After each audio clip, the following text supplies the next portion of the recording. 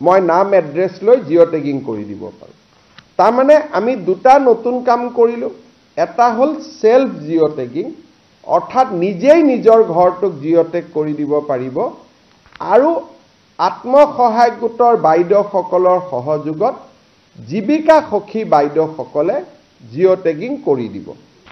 আৰু কোনোবাই যদি এই ক্ষেত্ৰত টেকনলজি নাজানিব, জিঅ' টেগিং কৰিব নাজানে, গাঁৱৰ কোনোবা মানুহে যদি দুখীয়া পৰিয়ালটোক সহায়ো কৰি দিয়ে জিঅ' টেগিং কৰিবৰ কাৰণে, আত্মীয়ও জিঅ' টেগিং কৰি দিয়ে। মই বিধৱা মানুহ, মই নিজে নোৱাৰোঁ, কিন্তু ডেকা ল'ৰা এটা গাঁৱৰ মাতি আনি মই ক'লোঁ যে মোৰ ঘৰটো জিঅ' টেগিং কৰি দিয়ক, তেওঁ তাতো জিঅ' টেগিং কৰিব পাৰিব। অসমত প্ৰথমবাৰৰ বাবে আমি এই ধৰণৰ ব্যৱস্থা হাতত লৈছোঁ। যেতিয়া সকলো জিঅ' টেগিং হৈ যাব, শেষত মাত্ৰ পঞ্চায়ত ডিপাৰ্টমেণ্টৰ মানুহখিনিয়ে গৈ এটা চেকিং কৰিব যে এওঁলোকে জিঅ' টেগিং ক'ৰবাত পকা ঘৰ এটাও জিঅ' টেগিং কৰি দিয়া নাইতো। অৰ্থাৎ ফাইনেল চেকিংটোহে পঞ্চায়ত ডিপাৰ্টমেণ্টৰ মানুহে কৰিব। জিঅ' টেগিংটো বাইদেউসকলে কৰিব, জীৱিকা সখীসকলে কৰিব বা নিজে কৰিব, কিন্তু ফাইনেল চেকিংটো আমাৰ পঞ্চায়ত গ্ৰাম্যোন্নয়ন বিভাগৰ কৰ্মচাৰীয়ে কৰিব। কিন্তু তাৰ পিছতো যোনে জিঅ' টেগিং নকৰক কিয়, আমি আৰু এখন গাঁও সভা কৰিম। গাঁও সভাই অনুমোদন জনাব। গাঁও সভাই অনুমোদন জনোৱাৰ পিছত ব্লক পৰ্যায়ত এখন কমিটি থাকিব, তেওঁলোকে অনুমোদন জনাব, আৰু জিলা পৰ্যায়ত অভিভাৱক মন্ত্ৰী সহিত এখন কমিটি থাকিব। তাতে অনুমোদন জনোৱাৰ পিছতহে ফাইনেলি আমি ভাৰত চৰকাৰক জনাই দিম যে ইমান আমাৰ জিঅ' টেগিং হ'ল। পৰৱৰ্তী সিদ্ধান্ত ভাৰত চৰকাৰে ল'ব। আৰু এই গোটেই ব্যৱস্থাটোৰ জৰিয়তে মই বিশ্বাস কৰোঁ যে এইবাৰ অসমৰ সকলো দুখীয়া মানুহে প্ৰধানমন্ত্ৰী আৱাস যোজনাৰ ঘৰৰ পৰিস্থিতি বা যিটো আবেদন, ইয়াক বেছিকেলি আবেদন বুলি কয়, সকলোৱে আবেদন কৰিব পাৰিব। যিহেতু সেলফ জিঅ' টেগিং আছে, কাকো টকা পইচা দিয়াৰো কথা নাই। এই যে সেলফ জিঅ' টেগিঙৰ ব্যৱস্থাটো যাতে ৰাইজে গম পায়, জনপ্ৰিয় হয়, তাৰ কাৰণে মই আজি এই বিশেষ ব্যৱস্থাটো জনাবৰ বাবে আপোনালোকক এখন সাংবাদিক মেলৰ জৰিয়তে আহ্বান কৰিছিলোঁ। মোৰ ইয়াৰ পিছত আৰু দুটা টপিক আছে, কিন্তু মই আমাৰ পঞ্চায়ত গ্ৰামোন্নয়ন বিভাগৰ প্ৰধান সচিব জন এক্কা ডাঙৰীয়াক অনুৰোধ কৰিম যে অকণমান এই অন্বেষা মানে যিটো আমি আৱাস পৰ্টেল কৰিছোঁ, এই আৱাস প্লাছ আৰু আৱাস পৰ্টেলটোনো কি, এই বিষয়ে তেখেতে আপোনালোকক জনাব। মই গাঁৱৰ ডেকা ল'ৰাসকলকো আহ্বান জনাম যে আপোনালোকেও দুখীয়া দৰিদ্ৰ মানুহক যিটো self loaded portal, self load কৰিব পাৰি, আপোনালোকে সহায় কৰি দিয়ক, সকলোৱে যাতে এটা সুবিধা পাব পাৰে। আৰু আমি চিন্তা এইকাৰণেই কৰা নাই, 30 লাখ মানুহৰ নামটো নিজে নিজে মাইনাছে হৈ যাব, তেওঁলোকে আগত ঘৰ পালেই। গতিকে এই গোটেই ব্যৱস্থাটোৰ ফলত হয়তো 5 লাখৰ জেগাত 7 লাখ জিঅ' টেগিং হ'ব। সেইটোত আমি একো চিন্তা কৰা নাই। প্ৰধানমন্ত্ৰী ডাঙৰীয়াক অনুৰোধ কৰি যিকেইটা ঘৰ লাগে আমি আনিম। মই এক্কা ডাঙৰীয়াক অনুৰোধ কৰিম যে তেখেতে এটা প্ৰেজেণ্টেশ্যন দিয়ক, তাৰ পিছত কিবা প্ৰশ্ন থাকিলে মই আপোনালোকক উত্তৰ দিব পাৰিম। মাইক লৈ লওক।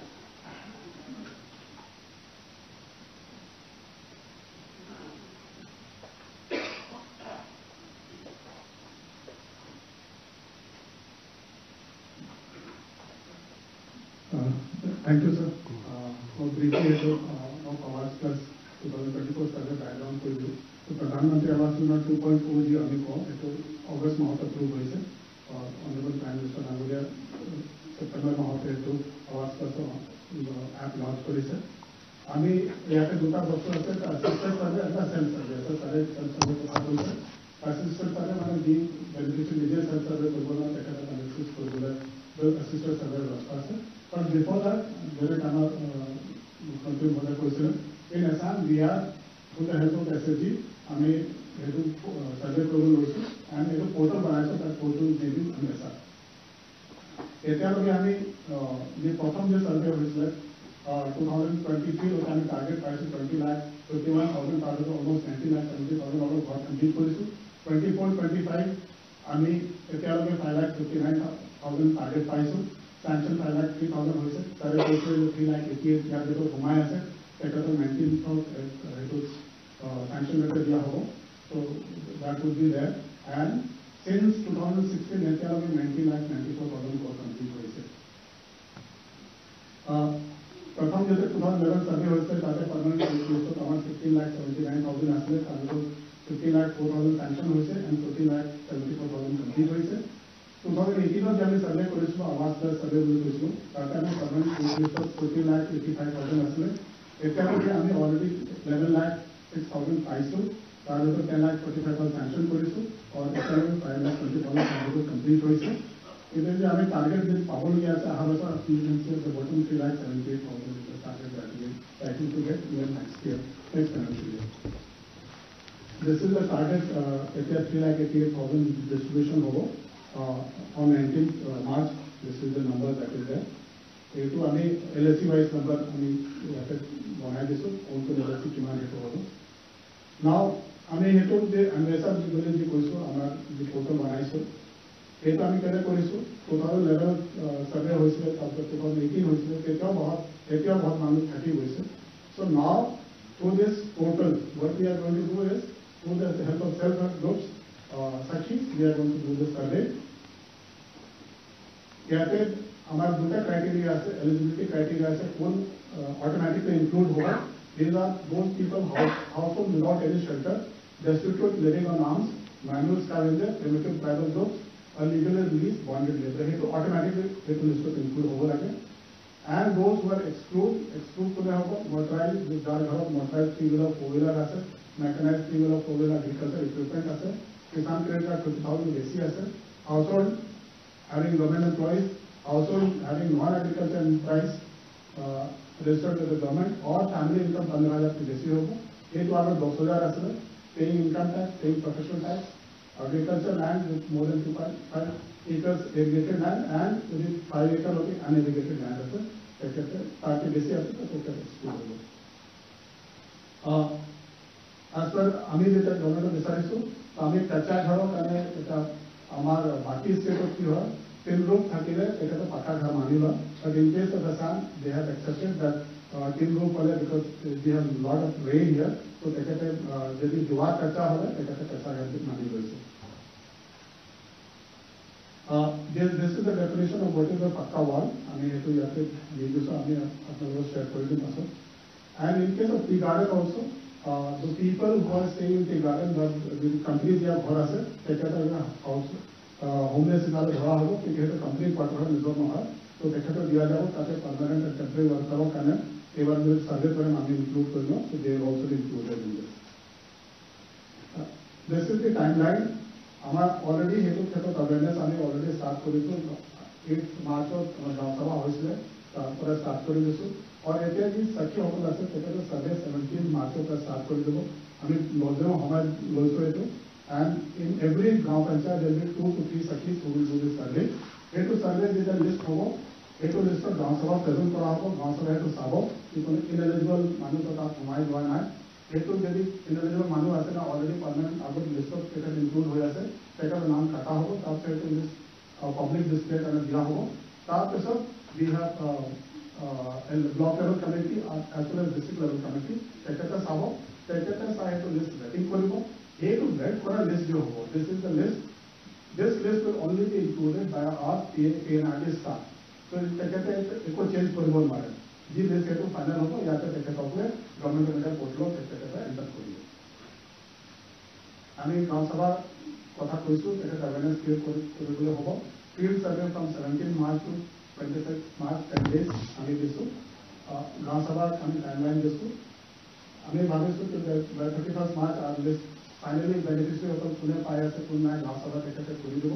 তাৰপিছত we will have the display, and then we will have a LSC level committee which will look at it, then final district level committee tekhete চাই দিব, and then this would be approved, and then this would be uploaded in the Awas Plus portal. This is the process of self survey. হেতু হ'ব, হেতু যদি final হৈ যায়, আমাৰ list final হৈ যোৱাৰ পাছত, then this is the surveyor who will enter it, this is the process that will be there for uploading it. They will not be able to make any changes here. যি list final হৈ গৈছে সেইটো list তেখেতসকলে ইয়াতে upload কৰিব government media পৰ্টেলত when the Sakhi will go to do a survey, this is the questionnaire that she will ask there in the field, so that and she will enter in the portal, but we to ensure that tekete ate bhul entry kora hai, there will also form which will be she will fill up there, and yaha pe tekete sign karo aur benefits signature hoga, and this also should upload there, so that there is no dispute later on. Also regular dispute no hai ki not private book ke sath data upload kore dile matlab bahut pata na ho kaisa tekete bol kore to eto no hai, so for that we have double checking to as a formal issue. So this is the timeline I will talk to you about. Self survey was the question. Self survey can be done by any beneficiary whoever wants to upload their information in the system. So they will do directly in government media portal, but they too final no hai. Tekete jane ami assistant survey pasot jodi ami verify kore he dhore teketo hoklo verify hobo pasot government amar PNRD 7 lakh hoy prison par verify koribo tekete je nije data upload korise eto hosa ke kaisa ghar ase tekete pata ghar manhe data upload korise. So this will be that. Amar self survey to government of India portalot je hobo eto advertiser portalor naam to di. So this is the written there. Self-survey mode and Awaaz Plus. Self-survey can be done by either a member of the beneficiary household. या तो self-survey करते face authentication होगा तो आधार होगा लगेगा. The first part of the survey requires gathering personal information of all the household members, including their Aadhaar number, mobile number, and social economic data. This time, government is very particular that the beneficiary होगा तो आधार होगा लगेगा. Because through Aadhaar they pass check करेगा. कि होता कि ये मामला दुखिया হয় না নহয় সো এবার আমি কোনো এনেকা ভাবে লইছে যে আমি ডেটা আপলোড করলে আমি ঘর পাই যাম এটো ব্যাকএন্ডত আধার number দিয়ে ভেরিফিকেশন হবে নাও আর আধার লিংক টু অল ট্রানজাকশন বস্তুগুলো প্রপার্টি লাইক ওভার লিংক হয়ে আছে এটো কারণে যাতে আমি বেশি ফার্জি করলে স্কোপ না থাকে So self survey will be corroborated by the designated surveyor. Then once uploaded, the self survey will be made available for the surveyor to check. After that, there will be Gram Sabha, which will again look at it. Gram Sabha approved then that will be uploaded and then affiliate authority will give a final approval and this will then be added to the list. Self-survey, because I mean, who will conduct beneficiary himself or take the family member for the Aadhaar-based eKYC and face authentication data should be uploaded, entered by the beneficiary. Verification will have to be done by the surveyor. And this will again be approved by the Gram Sabha. In case we are saying third Gram Sabha, because first Gram Sabha is awareness, second Gram Sabha is Sakhi, which one has to verify formula, and this is the third Gram Sabha. So this is in brief, this was on the 19th program that I was told you about.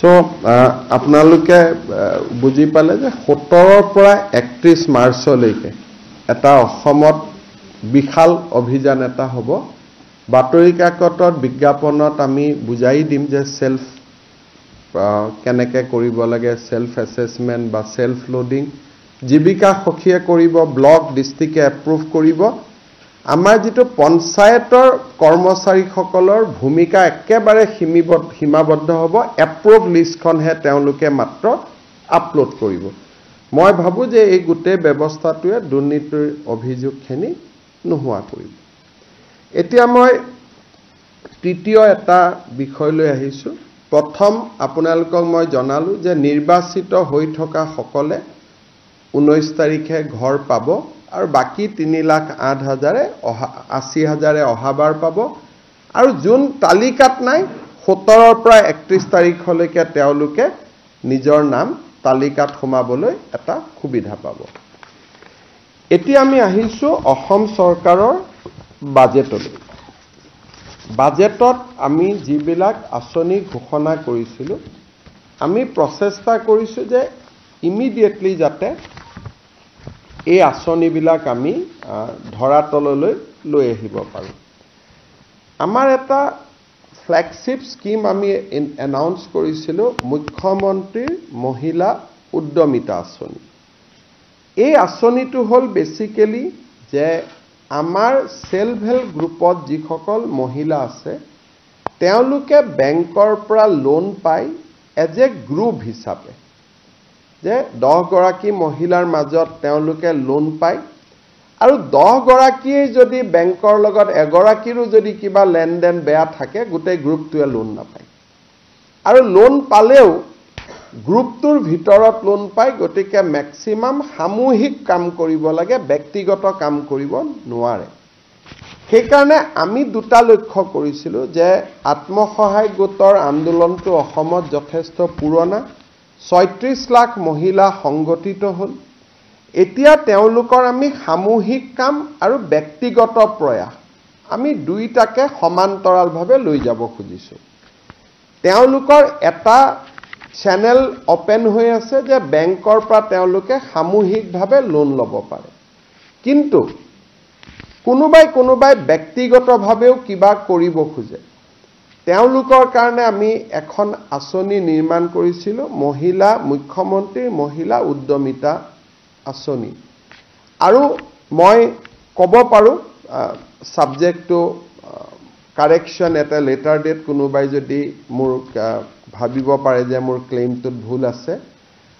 This is one of the biggest empowerment scheme মহিলাক empower কৰাৰ এইখনে আটাইতকৈ biggest scheme in our country ইয়াত কি হ'ব আমি আত্মসহায়ক গোটৰ মহিলাসকলক গ্ৰুপ বুলি পইচা নিদিও আমি ইন্ডিভিজুৱেল দিম তাৰমানে 10 গৰাকী মেম্বাৰ থাকিলে 10 গৰাকীকে আমি ইন্ডিভিজুৱেলি প্ৰথমবাৰ আমি 10,000 টকা দিম 10,000 টকাটোৰ উপযুক্ত ব্যৱহাৰ যেতিয়া তেওঁলোকে কৰিব পাৰে দ্বিতীয়বাৰ আমি তেওঁলোকক 25,000 টকা দিম তাৰে 12,500 চৰকাৰে দিব 12,500 বেংকৰ পৰা আমি লৈ দিয়াৰ ব্যৱস্থা কৰিম য'ত নেকি ক্ৰেডিট গ্যাৰান্টি স্কিম চৰকাৰে কৰিব যাতে বেংকৰো ক্ষতি নহয় আৰু থাৰ্ড ইয়াৰত আমি তেওঁলোকক 50,000 টকালৈকে লৈ যাব খুজো 10, 25, 50 টোটেলি 85,000 rupeesলৈকে তেওঁলোকক আমি লৈ যাব পাৰোঁ এতিয়া কথা হ'ল যে আমাৰ 36 লাখ মেম্বাৰ আছে আমি 36 লাখকে দিম নেকি প্ৰথম কথা ইয়াত আমি এটা নিয়ম কৰিছিলো যে যদি সাধাৰণ মহিলা হয় তেতিয়ালে এই স্কিমটো তাৰ কাৰণেহে মুকলি যাৰ সন্তান তিনিটাতকৈ বেছি নহয় যদি এসটি এসসি মৰাণ মটক চাহ বাগিচা হয় আমি 4টা লৈও মুকলি কৰি দিছিলো এই প্ৰক্ৰিয়াটো আমি 3টা লেয়াৰ ভেৰিফিকেশন কৰাৰ পিছত আমি দেখা পালো যে 36 লাখ মহিলাৰ ভিতৰত 26 লাখ মহিলা এনেকুৱা আছে যাৰ সন্তান সঁচাকৈ 3টাতকৈ কম বা 3টা অসমৰ কাৰণে এটো এটা খুব ইম্পৰ্টেন্ট ষ্টেটিষ্টিক্স যে আমি যেটো কৈ থাকো সকলোৰে ঘৰত 10-12টা সন্তান আছে অন্তত এটা প্ৰমাণিত হ'ল যে আত্মসহায়ক গোটত কোনোবা যদি সোমাইছে তেওঁৰ অকল অৰ্থনৈতিক ইনকামে হোৱা নাই সোশিয়াল ট্ৰান্সফৰমেশন এটাও হৈছে এইটো এটা আমাৰ বহুত ডাঙৰ শিক্ষা এটা এবাৰ আমি দেখিলো আৰু খুব 3টা লেয়াৰৰ আমি চেক কৰাৰ পিছত 36 লাখৰ ভিতৰত প্ৰায় 29 লাখ মহিলা এনেকুৱা নিৰ্বাচিত হ'ল যে যাৰ সন্তান 3 এসটি এসসি মৰাণ মটক চাহ বাগিচা হলে 4তকৈ কম আছে ইয়াত দুটা আৰু আমি ইম্পৰ্টেন্ট পইণ্ট লগাইছিলো যে মহিলা উদ্যমিতা কৰিব কিন্তু ঘৰত যদি ছোৱালীক স্কুলত নপঠোৱাকৈ ৰাখি থৈ দিয়ে তেতিয়ালেতো তেওঁক উদ্যমী মহিলা বুলি আমি ক'ব নোৱাৰো গতিকে সেকেন্ড আমি চেকআপ কৰিছিলো যে মহিলা গৰাকী লৰা ছোৱালী স্কুলত গৈছে নে নাই বিশেষকৈ ছোৱালীজনী যদি লৰা আৰু ছোৱালী যদি স্কুলত যোৱা নাই বিশেষকৈ ছোৱালীজনী যোৱা নাই তেওঁ এই আঁচনিখনৰ বাবে নিৰ্বাচিত নহব থাৰ্ড আমি কৈছিলো যে এই মহিলা গৰাকী কোনো বেংকত ঋণ আদি থাকিব নালাগে এই গোটেই কেটা ক্ৰাইটেৰিয়াত 29 লাখ মহিলা নিৰ্বাচিত হ'ল কিন্তু এই 29 লাখ মহিলাৰ ভিতৰতো কোনোবা সৰকাৰী কৰ্মচাৰীৰ পত্নী আছে কোনোবা হয়তো ঠিকাদাৰৰ ল'ৰা ছোৱালীৰ পত্নী আছে, কোনোবাই হয়তো নামটো আছে গ্ৰুপত কিন্তু কাম কৰাৰ বাবে আগ্ৰহ নাই। গতিকে এই ফাইনেল পৰ্যায়ৰ সিলেকশ্যনটো এতিয়া আৰম্ভ হৈছে, য'ত 29 লাখৰ পৰা আমি 26-27 লাখ মহিলা চূড়ান্তভাৱে নিৰ্বাচিত হ'ব। 31 মাৰ্চ তাৰিখৰ ভিতৰত, যিহেতু বাজেট 1 এপ্ৰিলৰ পৰা আৰম্ভ হ'ব, 31 মাৰ্চৰ ভিতৰত আমি 29 লাখৰ পৰা ফাইনেল যিটো চেকিং, চৰকাৰী কৰ্মচাৰীৰ পত্নী, চৰকাৰী কৰ্মচাৰীও তৃতীয় আৰু চতুৰ্থ শ্ৰেণীটো আমি ল'ব দিছোঁ, যে তৃতীয় আৰু চতুৰ্থ শ্ৰেণী যদি হয় তেওঁলোকে লওক, কোনো আপত্তি নাই। দ্বিতীয় আৰু প্ৰথম শ্ৰেণীক আমি মাইনাছ কৰিছোঁ। ঘৰত যদি বাছ ট্ৰেক্টৰ আছে সেইটো আমি মাইনাছ কৰিছোঁ। 3চকীয়া বাহন আমি মাইনাছ কৰা নাই, 4চকীয়া বাহন মাইনাছ কৰিছোঁ। এনেকৈ খুব লিবাৰেল ছিষ্টেমেদি আমি 29 লাখৰ পৰা কিমান কমে আমি চাম, হয়তো 1 লাখো কমিব পাৰে, 1.5 লাখো কমিব পাৰে, হয়তো 50,000ও কমিব পাৰে। কিন্তু যিয়ে নহওক কিয় 31 মাৰ্চত এই তালিকাখন আমি সমাপ্ত কৰিম, ফাইনেলি আমি আপলোড কৰিম যে এইখনে হিতাধিকাৰীৰ তালিকা। 31 মাৰ্চটো খালি যাব, আমিও ব্যস্ত থাকিম। 1 এপ্ৰিল তাৰিখৰ পৰা নতুন বাজেট আৰম্ভ হ'ব। 1 এপ্ৰিল তাৰিখে বিহালী বিধানসভা সমষ্টিত আমি প্ৰথম হিতাধিকাৰীসকলক এই আঁচনিৰ প্ৰথম 10,000 টকাৰ কিস্তি প্ৰদান কৰিম। বিহালী সমষ্টিত 23,000 মহিলা এই আঁচনিটোৰ বাবে ইতিমধ্যে নিৰ্বাচিত হৈছে, আৰু এই 23,000 মহিলাক আমি একোখনকৈ চেক দি আমি তেওঁলোকক সিদিনাখনে সভাতে আমি তেওঁলোকক চেক এখন দি দিম। আৰু চেক আমি কিয় দিছোঁ, কেতিয়াবা বেংকত গৈ টকা পৰি থাকে, KYC নকৰে, কিবা নকৰে, চৰকাৰৰ লছ হয় আৰু মহিলাগৰাকীয়েও টকা নাপায়। চেকখন পালে অন্তত মহিলাগৰাকীয়ে বেংকত ফিজিকেলি চেকখন লৈ গ'লে তেওঁ একাউণ্টটোত যদি KYC আদি হৈও থকা নাই, KYC আদি কৰি ল'ব পাৰিব।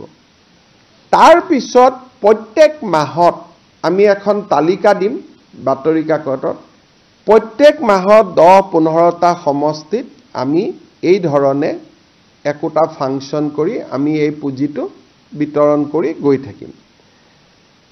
আৰু ইয়াৰ সমান্তৰালভাৱে মহিলাসকলক আমি 3 দিনীয়াকৈ এটা প্ৰশিক্ষণো দি গৈ থাকিম। য'তেই প্ৰশিক্ষণ শেষ হয় তাতে আমি, আপোনালোকে ক'ব পাৰে যে 10টা সমষ্টি কেনেকৈ নিৰ্বাচিত হ'ব, অৰ্থাৎ য'তেই প্ৰশিক্ষণ শেষ হয় তাতে আমি টকাটো দিয়াৰ আৰম্ভ কৰিম।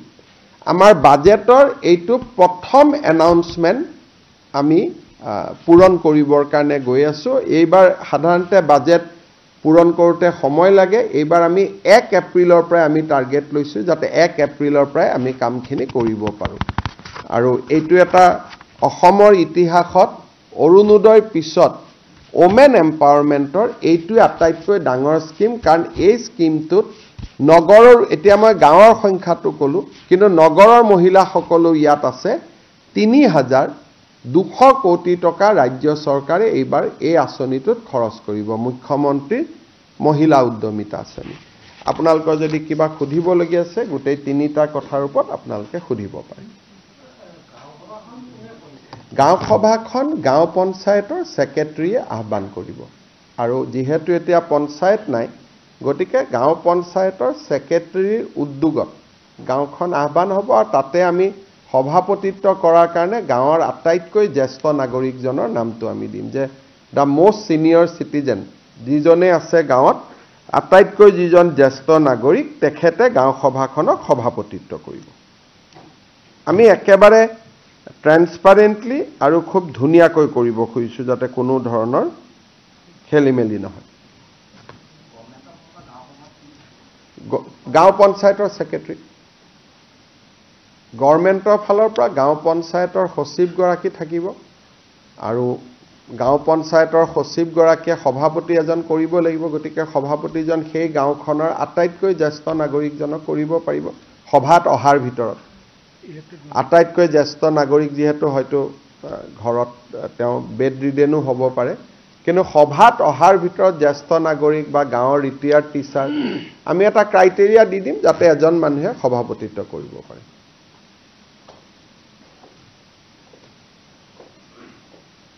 মুখ্যমন্ত্ৰী মহোদয় মোৰ এটা বেলেগ প্ৰশ্ন এটা পলিটেকনিকৰ যিখিনি অব্যাহতি দিয়া হৈছে প্ৰবক্তা তেওঁলোকে আপোনাৰ হস্তক্ষেপ বিচাৰিছে আৰু তেওঁলোকে কৈছে যে শিক্ষামন্ত্ৰীয়ে যিখিনি কথা কৈছে তেওঁলোকে বিশ্বাস লোৱা নাই তেওঁলোকে অংশকালীন বুলি কোৱা হৈছে কিন্তু তেওঁলোকে দুটা কথা তেওঁলোক আপোনাৰ মুখতে হস্তক্ষেপ মই বুজাই দিছোঁ 2017 চনত আমি পলিটেকনিক আৰু ইঞ্জিনিয়াৰিং কলেজত 370 গৰাকী অধ্যাপক অধ্যাপিকাক অংশকালীন হিচাপে আমি নিযুক্তি দিছিলোঁ সেইটো আৰু সত্য অসত্যৰ কথা নাই সবৰ হাতত কাগজখনে আছে আৰু তেওঁলোকক পাৰ ক্লাছ হিচাপত বেতন দিয়া হৈছিল যে যিমানটা ক্লাছ কৰিব সিমানটা বেতন দিব তাৰ পিছত আমি তেখেতসকলক এটা প্ৰক্ৰিয়াৰ মাজেৰে কিছুক আমি এবজৰ্ভ কৰিলোঁ আৰু এনেকে কিছুৱে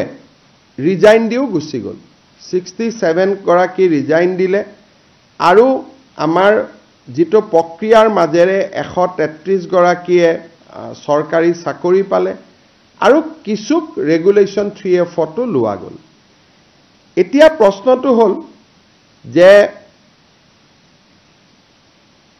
এই পলিটেকনিকৰ শিক্ষকসকলে গুৱাহাটী উচ্চ ন্যায়ালয়ত গ'ল যদি কোৰ্টত নগ'লেহেঁতেন আমাৰ লগতে কথাটো থাকিলেহেঁতেন কথাটো বেলেগ আছিলে কোৰ্টত তেওঁলোকে গ'ল আৰু কোৰ্টত তেওঁলোকে এটা আদেশ ল'লে গভৰ্ণমেণ্টৰ বিপৰীতে যে তেওঁলোকক চাকৰিৰ পৰা গুচাব নোৱাৰিব কিন্তু গুৱাহাটী উচ্চ ন্যায়ালয়ে তেওঁলোকক এটা সিদ্ধান্ত দিলে অৱশেষত যে নহয় কোনো কন্ট্ৰেকচুৱেল টিচাৰ চৰকাৰে ৰেগুলাৰ কৰিব নোৱাৰে অৰ্থাৎ মই যেটো বিধানসভাটো কৈছিলোঁ এটো উচ্চ ন্যায়ালয়ে এটা গুৰুত্বপূৰ্ণ জাজমেন্ট দি ক'লে যে চৰকাৰৰ এটো অধিকাৰেই নাই কাকো ৰেগুলাৰাইজ কৰা গতিকে তেওঁলোকৰ জাগাত নতুনকৈ এপইন্টমেন্ট পোৱা শিক্ষকসকলে যোগদান কৰিলে যিসকলৰ চাকৰি গ'ল তেওঁলোকো অসমীয়া তেওঁলোকো চোকা আৰু যিসকলে তাৰ জাগাত চাকৰি থুমালে তেওঁলোকো অসমীয়া তেওঁলোকো চোকা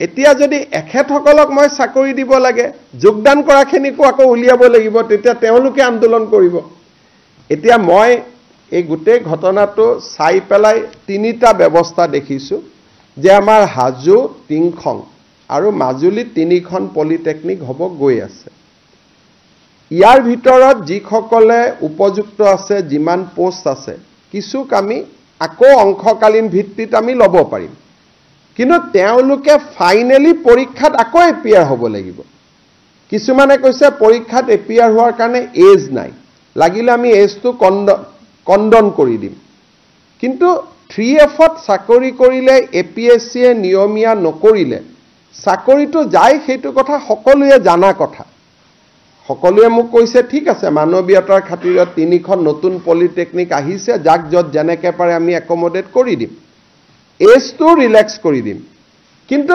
তেওঁলোকে পঢ়া শুনা কৰি যেহেতু মেধাবী বুলি নিজে কৈছে আৰু আমাৰ যেহেতু চাকৰিত ইঞ্জিনিয়াৰিং কলেজৰ প্ৰফেসৰসকলে ইন্টাৰভিউ লয় তাত কোনো পলিটিক্যাল মানুহ নাই গতিকে মই আশা কৰিম অন্তত মেধাৰ ভিত্তিত পিছৰবাৰ তেওঁলোকে চাকৰি ল'ব কিন্তু গভৰ্ণমেণ্টত আজিকালি ডাঙৰ কথাটো হ'ল যে মেধাক বাদ দি মৰম কৰাৰ ইয়াত কোনো স্কোপ নাই কাৰণ যদি মৰম কৰিব যাওঁ যোগদান কৰাখিনিক আকৌ উলিয়াই দিব লাগিব তেতিয়া তেওঁলোকো আপোনালোকৰ ওচৰত আহিব সেইকাৰণে মোৰ এইটোৱে কথা যে মই এজ ৰিলেক্স কৰি দিম নতুন তিলিখন পলিটেকনিকক এওঁলোকক যাতে অন্তত লগে লগে চাকৰিটো নাযায় কাম কৰি থকাৰ সুবিধাও কৰি দিম কিন্তু সকলোকে পাৰোনে নোৱাৰো মই নাজানো মই চেক কৰি লওঁ কিন্তু ফাইনালি তেওঁলোকে পৰীক্ষা দিবই লাগিব পৰীক্ষা নিদিয়াকৈ চাকৰি নহব এই কথাখিনি মই ভাবো যে চাকৰি এটা গলে মনটো বেয়া লাগে অলপ দুখু কৰে কিন্তু পুৱা কেজনো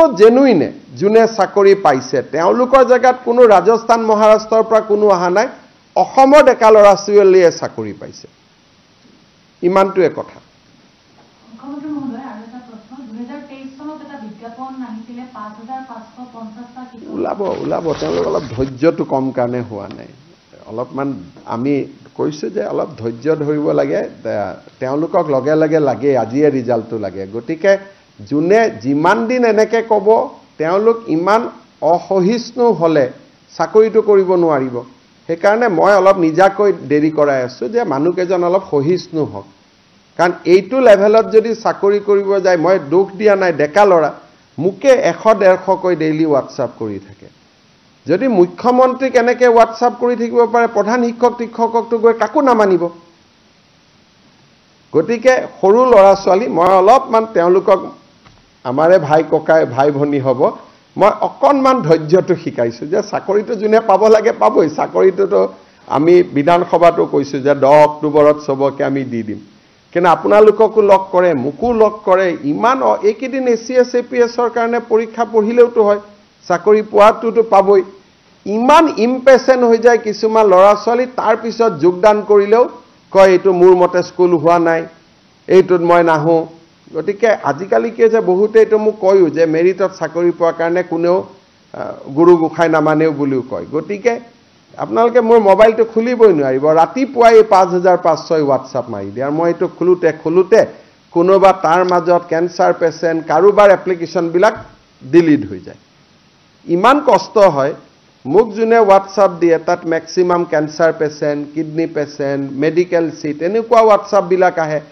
ৰাতিপুৱা 11টা বজাত এই 5500 হোৱাটছআপ সোমাই যায় মই চাব নোৱাৰা হৈ যাওঁ ডিলিট কৰি থাকোঁতে কেতিয়াবা জেনুইন হোৱাটছআপো ডিলিট হৈ যায় গতিকে বহুত কথা ফেচ কৰি থাকিব লাগে আমি মানে আপোনালোকক বুজাই শেষ কৰিব নোৱাৰি সদায় ৰাতিপুৱাই 5500 আহি যায় আৰু বহুত যুক্তি দি পেলাই হোৱাটছআপ কৰে ঠিক আছে ঠিক আছে অমিত শ্বাহ ডাঙৰীয়া 14 তাৰিখে তেখেতে যোৰহাটত আহি নিশা উপস্থিত হ'ব আৰু দেৰগাঁৱৰ লাচিত বৰফুকন একাডেমীত নিশা জিৰণি ল'ব ৰাতিপুৱা 11 বজাত তেখেতে লাচিত বৰফুকন পুলিচ একাডেমীৰ নৱনিৰ্মিত ভৱনটো উদ্বোধন কৰিব আৰু আপোনালোকে জানি ভাল পাব যে নেশ্যনেল পুলিচ একাডেমী হায়দৰাবাদৰ সমকক্ষ এটা সুন্দৰ ভৱন এটা অসম চৰকাৰে নিৰ্মাণ কৰি উলিয়াইছে তেখেতে সেই ভৱনটো উদ্বোধন কৰিব কৰি তেওঁ পুনৰ যোৰহাটলৈ গুচি যাব আৰু যোৰহাটৰ পৰা তেওঁ পোনে পোনে মিজোৰাম যাব মিজোৰামৰ ৰাইজৰ কাৰণে এটা খুব ভাল খবৰ যে অসম ৰাইফলছৰ হেডকোৱাৰ্টাৰটো আইজলৰ পৰা শিফ্ট হ'ব that is a very historic moment তাৰ পৰা তেখেত পুনৰ গুৱাহাটীলৈ ঘূৰি আহিব 15 তাৰিখে ৰাতি আৰু আমাৰ কইনাধৰাত নিশা কটাব এদিন দেৰগাঁৱত কটাব এদিন কইনাধৰাত কটাব 16 তাৰিখে ৰাতিপুৱা তেওঁ কোকৰাঝাৰ যাব আৰু দতমাত নিখিল বড়ো ছাত্ৰ সন্থাৰ অধিৱেশনত যোগদান কৰি তেওঁ পুনৰ গুৱাহাটীলৈ ঘূৰি আহিব আৰু ৰেডিসন ব্লু হোটেলত নৰ্থ ইষ্টৰ মুখ্যমন্ত্ৰীসকলৰ এখন সন্মিলনত অংশগ্ৰহণ কৰিব সন্মিলনখনৰ উদ্দেশ্য হ'ল যে উত্তৰ পূৰ্বত ভাৰতীয় ন্যায় সংহিতাৰ প্ৰয়োগ এই বিষয়টোত কোন ৰাজ্য কিমান আগবাঢ়িছে তাৰ ওপৰত প্ৰত্যেকখন ষ্টেটে একোটা প্ৰেজেণ্টেশ্যন দিব আৰু 16 তাৰিখে নিশাই তেখেত নতুন দিল্লীলৈ উভতি যাব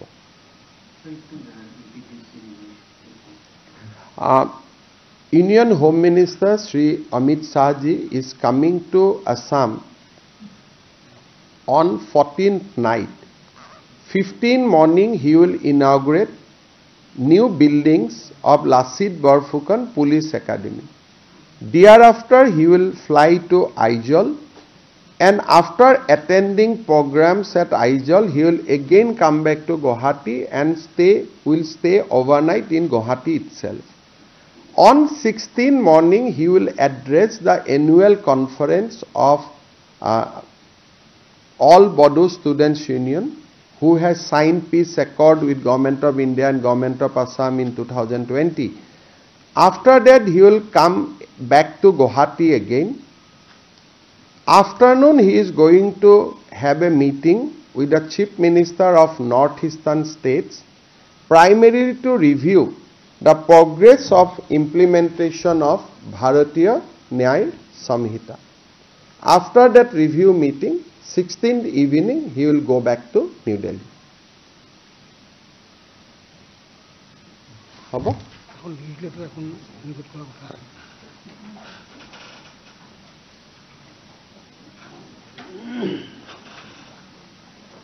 Koi diyo.